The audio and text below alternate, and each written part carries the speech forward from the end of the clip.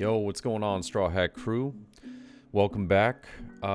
This is game 2 of the tournament at the Booster Box out in Virginia Beach, and I was having a good time. We won the first match against Blurple Kaido, and now we are up against starter deck Purple Kaido, playing against my man Tim here. And I tell you what, Tim and I have been playing some matches here and there on the TCG sim, and yeah, he's a good buddy, and I'm good friends with his brother as well. We've just been, trying to get as best of games in so that we can get some good practice. And yeah, this turns out to be a really, really good match.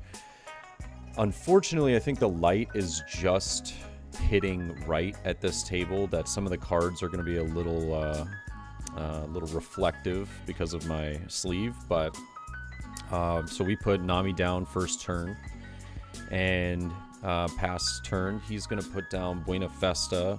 He's got some of the starter deck 5 film cards in this deck, and so he's going to pull this card, and I'm like, yo, let me look at that, because honestly I don't know all of the cards off the top of my head exactly what they do. So it's a bit of a learning curve, when you haven't played against the cards enough to have a good understanding. But I'm going to swing for 5 here. He's going to take that life. We'll rest 3 and put down Nico Robin. Man, that light is hitting just perfectly. But yeah, so great start on curve. Always getting the Nami and the Robin is just makes me feel good. I'm like, okay, this is a great go. I'm okay with this.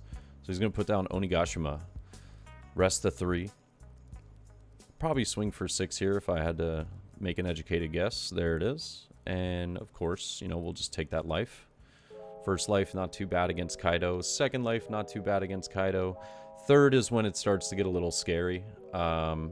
So I try to counter out normally once I'm getting to 3, but I will counter out at 4. It just kind of depends on the situation, but we'll swing 5 again, see what he does, and he's going to counter out with a 2-cost blocker there.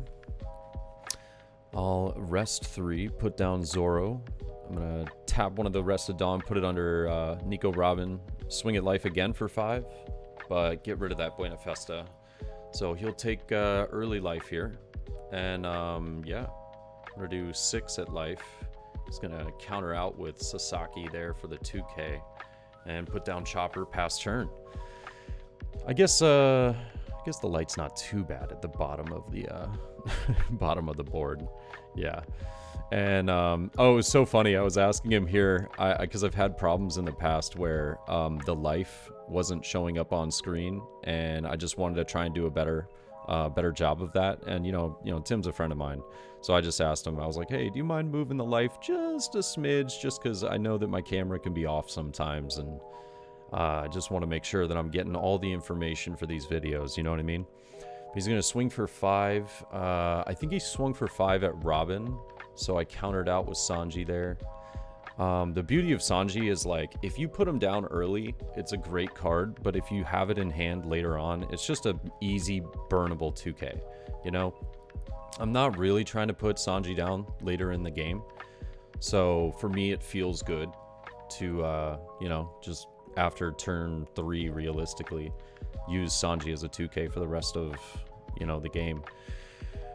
But he's gonna put down Queen. He drew a few cards. Did he already trash? I didn't pay attention. He might have already trashed the card, yeah. So Onigashima there to ramp up a little bit. He's got 2 active Dawn. So I'm like, okay. So what am I thinking? This is probably where I'm like, okay, he might have Thunder Baguya. He might have Blast Breath. He might be baiting me. So for sure, though, I kind of want to have this Queen die, but I'm trying to plan out how I want this Queen to die. If I'm not mistaken, I had a Jet Pistol in hand, and I'm like, do I want to waste the Jet Pistol? What I'm really trying to do is I'm trying to get him to burn some cards from hand right now. So he's going to do that. He'll counter 1K there. And I'm just going to keep swinging 5, you know? I'm going to keep swinging 5. I'm going to force him to use some of those 2Ks, some of the 1Ks that he would prefer to, you know, keep on the board. And, yeah, I'm not, like, super worried about, particularly, like, yeah, so here we go. He rests the queen. And I'm like, huh, do I swing for it? Probably not, because he's just going to Blast Breath or use, Thunder Baguya here. So I'm kind of bouncing it in my head, like, do I jet pistol it? Do I swing? And if I do, I'd have to swing for a decent amount. So I'm just going to jet pistol it. It's a really annoying card. And if I'm not mistaken, I might have had 2 jet pistols at this point. But we'll do another 5 here. And he's going to counter out again with a 2K, Sasaki. And I have 3 Dawn active. I put it on Nami, and I think that I misplayed this, if I'm not mistaken. Did I misplay this? I'm trying to remember. There was a moment when I swung with Nami, and I was like, "Oh, you know what? I misplayed." Oh, I think it was this moment. Yes, it exactly was this moment. I swung with Nami, realizing that I didn't save 1 Dawn for the Radical Beam that I had in hand. And that's what I was kind of banking on. So I use Chopper Blocker here to protect Nico Robin, just because I know that there's the possibility that he might have 7-drop King.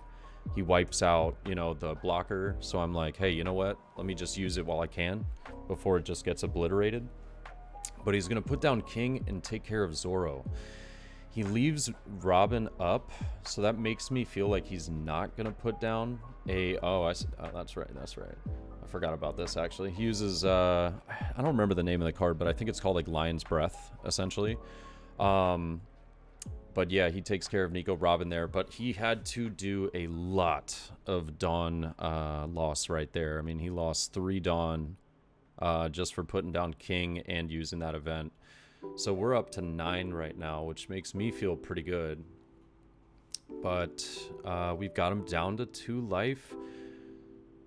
9 Dawn is where I'm trying to put down, you know, Ben Beckman. I'm trying to put down 6-drop promo Luffy.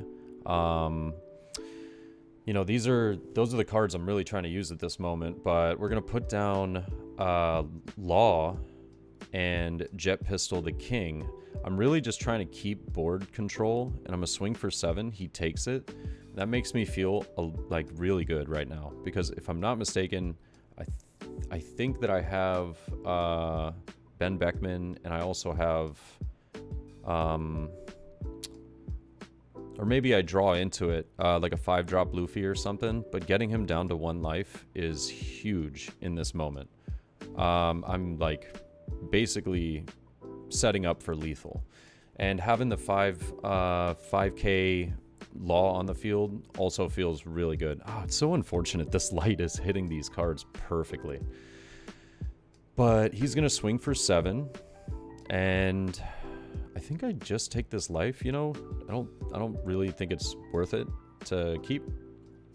And yeah, I wish I showed my hand a little bit more right here. But he'll put down Uta. Oh, you know what? Now I remember this play immediately. So I actually lifed Jet Pistol right there, if I'm not mistaken. I either lifed it or I just drew into it. Because when he had this Uta, I was like, oof. That's like not extremely annoying, because all I have to do is swing with the Law first, but it's a blocker, so it's just inconvenient. So my idea is take care of the Uta, but it would have been better, you know, obviously, if he had played it first before swinging. But he's a good player. Tim knows what he's doing. He knows what he's playing into. And yeah, I'm kind of deciding what the play is here, but we're gonna Jet Pistol Uta. I know that feels bad for him. I think that's like our second or third Jet Pistol that we played. And I've still got 6 Dawn left. Planning on how I'm gonna swing with Law and how I'm gonna swing with Leader. And he also has 1 Dawn active, so I know that there's probably a Blast Breath in hand. but I'm going to rest 2 and put down Usopp, and I'm going to put a card underneath him. And so that way, if he uses Blast Breath, I get so much value out of that card. Usopp has been probably one of my favorite cards to run in this deck against purple and against blue. You know, with all the events that they run and all of the counter event cards, I'm just getting free draws with Usopp every single time. It's amazing. So I elect to go with 7 here. He's going to take the block, and I'm going to go with 7 with Law. And yeah, he's going to counter out of that. And I think if I saw his hand correctly, I think he's bluffing this Blast Breath. But that was the whole point that I put out the Usopp, just in case. You know, so I can get some card draw out of it. And yeah, feel good. But we've cleared his board once again. And just have a rested Law on field. Got the Usopp. The Nami could potentially come in handy. But he's going to 10-drop Kaido. So just wipes my entire board. You know, I'm a little sad about it, but I'm not extremely sad. I played around that by not putting down the Ben Beckman just in case, because I knew that he had the Dawn.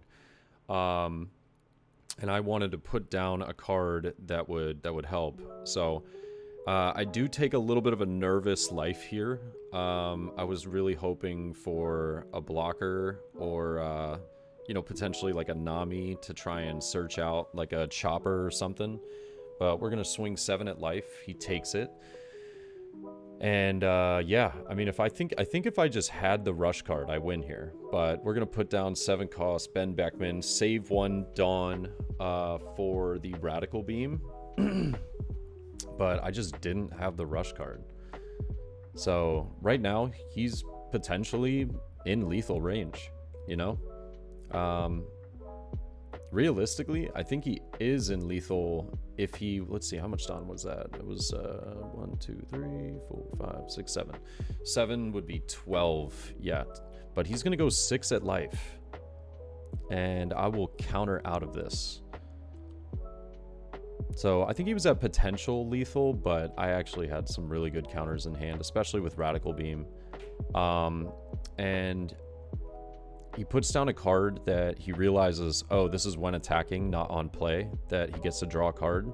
And I gave him the option. I said, hey, you know, do you want to replay that? I was like, you can play that again, you know, or take it back. And he was like, no, it's all good. But he didn't really have much of an option in his hand. I think his best option would have been to just go for life. And yeah, he'll swing with Kaido. I know that he won't be able to KO me here, so I'll take it. I'll take all the cards I can get and just try and go for lethal. And I'm thinking to myself, I'm like, okay, he's got Blast Breath, but I was like, if you got it, you got it. I'll swing for 11. And yeah, he doesn't have it. He's got Blast Breath, but he has no other counters. So what a good game. And great game, Tim. I'll see you guys in the next one. But correct me if I was wrong. Okay. But if I put a Dawn back, Sure. let's say I never played him. Okay. If I would never played him, okay. Guild, yeah, never played Guild. Sure. If I would have done that, right?